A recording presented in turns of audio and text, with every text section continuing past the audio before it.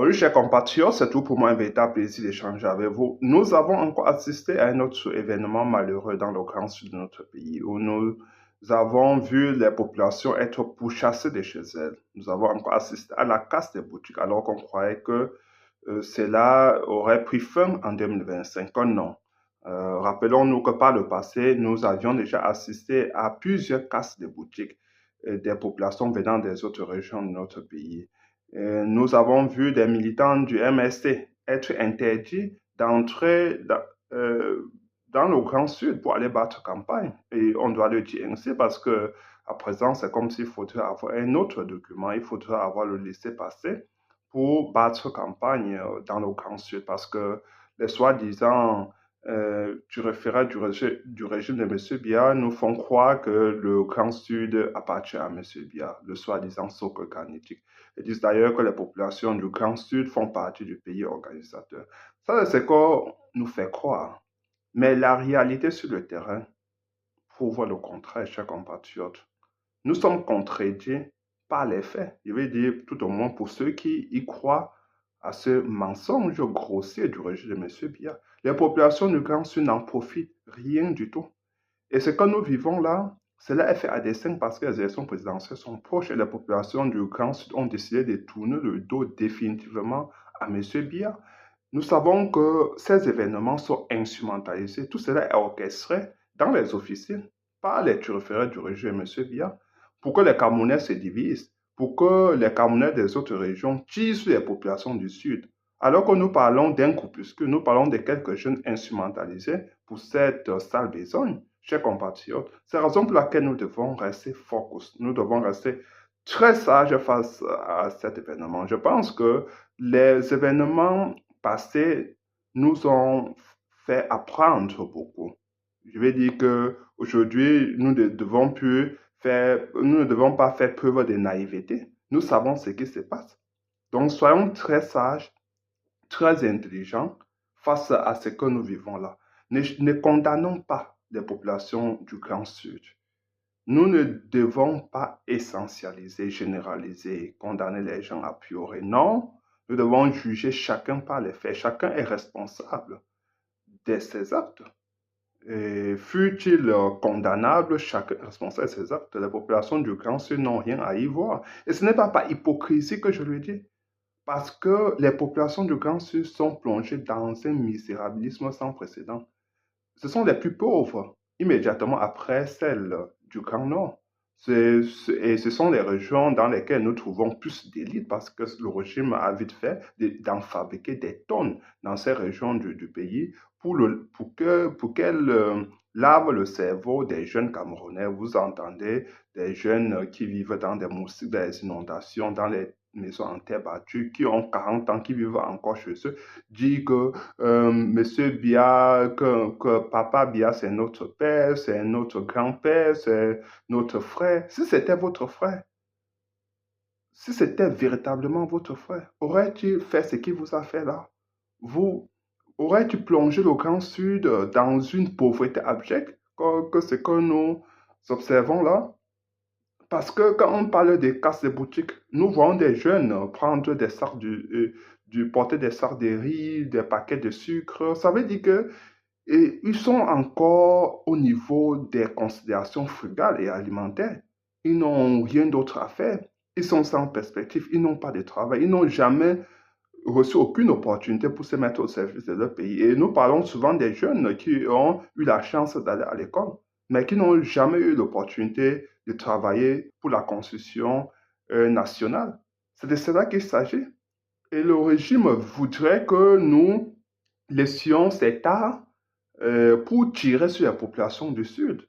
Nous n'allons pas céder. Nous n'allons pas prêter le flanc à ces jeux macabres. Nous savons ce qui se passe. Nos frères et sœurs ont tourné le dos à M. Biaye et ils ont dit qu'ils voteront pour le procès Maurice Kamto lors des prochaines échéances électorales d'octobre prochain. C'est la raison pour laquelle nous devons rester focus, chers frères et sœurs. Faisons chorus autour du procès Maurice Kamto. N'extrapolons pas les choses. Ne généralisons pas. Nous devons rester prêts, mobilisés plus que jamais. Rien ne doit nous ébranler. Rien ne doit nous distraire. Ceux qui se laissent distraire, ce sont ceux qui sont naïfs. Et là, je pèse mes mots. Chers compatriotes, faisons ce qui compte pour les élections présidentielles 2025. Nous pouvons mettre en place un cycle vertueux, je vais dire un cycle qui nous permettra d'avoir un nouveau Cameroun où nous allons refonder nos institutions, les réformer. Nous allons réformer notre justice, où nous allons consolider notre vivre ensemble, le rendre plus fort, où nous n'allons plus nous regarder en chair de faïence, mais comme des véritables frères et sœurs pour la construction nationale, parce que c'est de cela qu'il s'agit pour le développement de notre pays. Comment faire face aux grands défis d'aujourd'hui et de demain? C'est la question fondamentale, parce que le monde fait face à une compétition internationale très rude, très complexe. Et nous devons y répondre, nous devons être à la hauteur, chers compatriotes. Et l'unique chose que nous devons faire, c'est d'être unis plus que jamais. Nous ne pouvons pas avancer en rang dispersé face à tous ces défis colossaux qui se présentent devant nous. L'opposition Moïse Kamto veut la construction nationale, veut s'appuyer sur tous les Camerounais pour développer notre pays, veut s'appuyer sur tout le monde, sur tous les enfants du Cameroun, veut remettre le Camerounais au centre de la construction nationale, au centre du développement économique et social.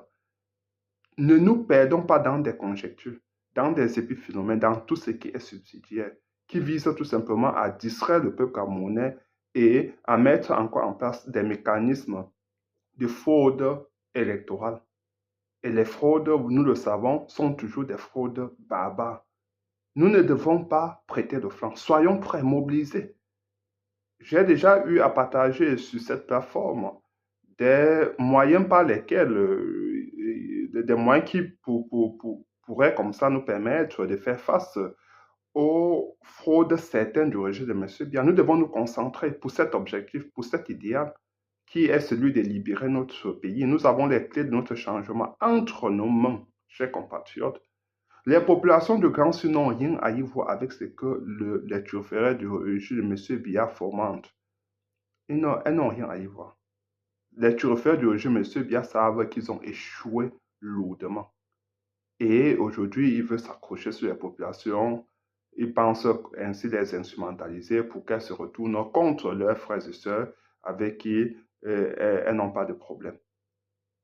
Notre pays est un havre de paix.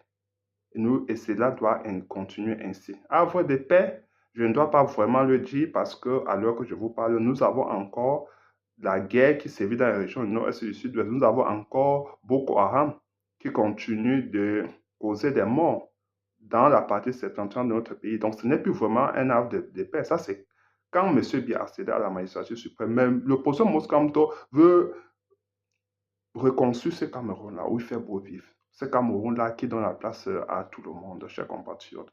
Donc, je vais m'arrêter ici sans plus être long. Je vous prie de partager massivement cette vidéo.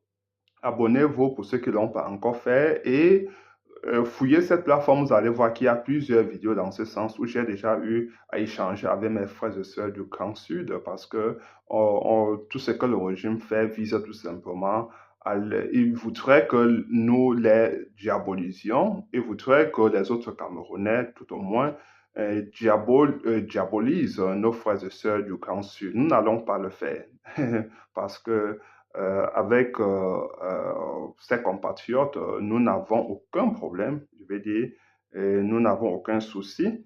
Et c'est à juste titre que nous sommes ici pour les défendre. Nous sommes ici pour que les Camerounais sachent la vérité. Mes chers compatriotes, je vous donne rendez-vous la prochaine fois.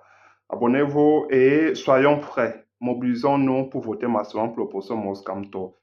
La clé de notre changement, de notre libération, réside dans notre capacité à nous unir. Aucun dictateur ne peut faire face à un peuple qui est uni.